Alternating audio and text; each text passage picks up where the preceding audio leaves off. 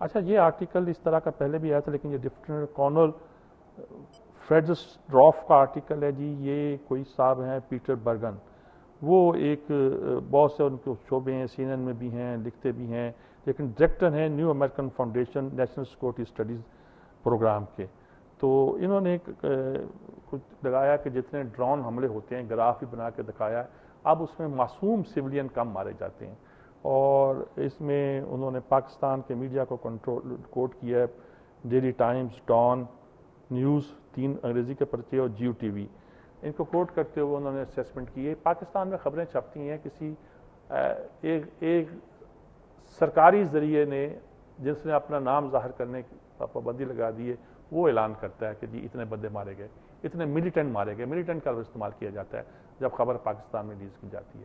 وہ اٹھاتے ہیں, وہ کہتے ہیں یہ دیکھیں یہ خبریں چھپی ہیں پاکستان میں اتنے بندے مارے گئے, اس کا مطلب ہے کہ 0 سویلین کیجولٹی ہوئی ہیں.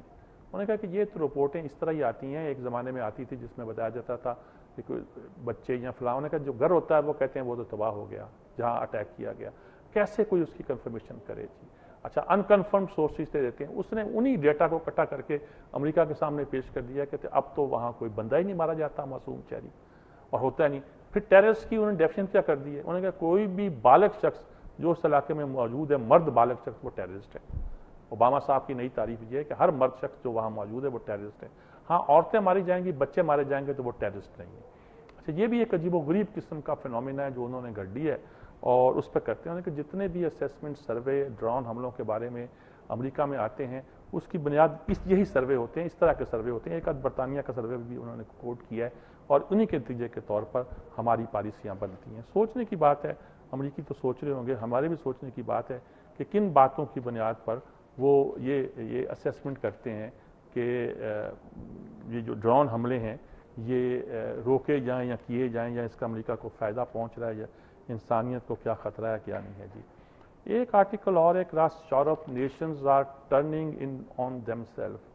اچھا اب یہ بڑا دلچسپ اسٹڈی ہے. ایک زمانے میں کہتے تھے نیشن اسٹیٹ کا زمانہ چلا گیا ہے, پھر کہتے تھے کہ پورا یورپ ایک ہو رہا. دیکھو بلجیم میں الیکشن ہو گئے, 10 ماہ تک وزیر اعظم نہیں آیا تو کوئی فرق نہیں پڑا.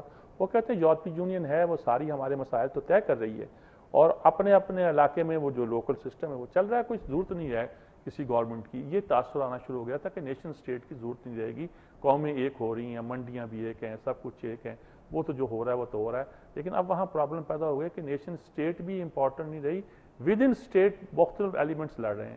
جو امیر علاقے ہیں, طبقے ہیں, کہیں منرل ہوگی, کہیں صنعت ہوگی, کہیں کچھ ہوگی, وہ کہتے ہیں ہم اپنی آمدنی کے زیادہ وسائل دوسرے لوگوں کو کیوں دیں. جیسے بلوچستان میں لوگ کہتے ہیں نا جی کہ ہماری جو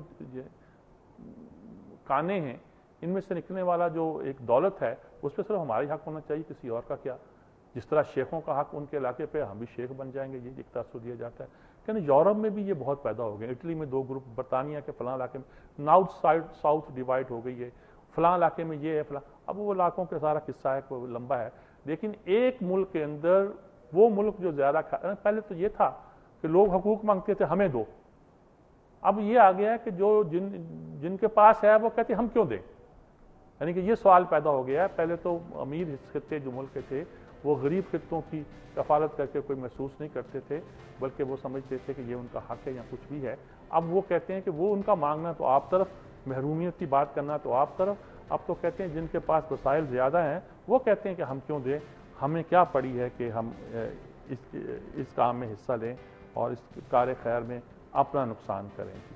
اچھا جی یہ ایک آرٹیکل جی why Rupert Murdoch surrendered, Harvard گڈز کا آرٹیکل ہے جی. روبرٹ مرڈوک جس کو بہت سارا انگلینڈ کا, امریکہ کا میڈیا کنٹرول کیا ہوا تھا, اب آہستہ آہستہ وہ اپنا انفلوئنس جو ہے وہ کم کرتا جا رہا ہے, وہ دیتا جا رہا ہے واپس, ڈائریکٹرشپ اپنی ڈسون کر رہا ہے. انہوں نے کہا یہ کیا ہے, انہوں نے کیا کہ سچ مچ وہ جو اس پہ تنقید ہوئی ہے وہ پکڑا گیا کہ اس میں سیاستدانوں کو حصہ لیتے ہوئے.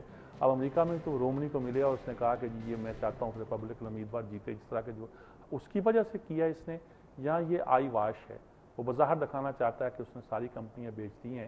اس کے خلاف جو ریئیکشن آیا ہے اور جو رد عمل پیدا ہوا ہے وہی نا آسٹریلوی سارے ٹائم نیوز, کون سا اخبار ہے جو اس کے پاس ہے, سبھی اسی کے پاس ہے.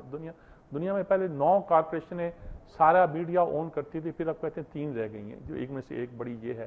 تو یہ 3 کارپوریشن میں سے ایک تھا. اب اس پہ برطانیہ میں ہوا کہ تو سیاست کھیل رہا ہے یہاں, تو دیکھا نا یہ میڈیا بیرنس سیاستدان بن جاتے ہیں, جس طرح ویسے بھی جو بزنس بیرنس ہیں ہمارے یہاں ملک ریاض ہیں, میڈیا بیرن کی نام نہیں لوں گا کسی کا میں, تو وہ یہ بن جاتے ہیں. تو وہاں بھی وہ اب اس کے ساتھ وہ اب یہ ملٹی نیشنل ہے, آسٹریلین ہے, انگلینڈ میں آپریٹ کر رہا ہے, امریکہ میں آپریٹ کر رہا ہے, کہ تو باہر سے آگے یہاں کیا کرتا پھر رہا ہے. تو بہرحال اس نے جو سٹینڈرڈ کر رہا ہے تو کہہ رہے ہیں کہ یہ خود اس کے اپنے ہی انٹرسٹ میں ہے, دکھاوے کی چیز ہے.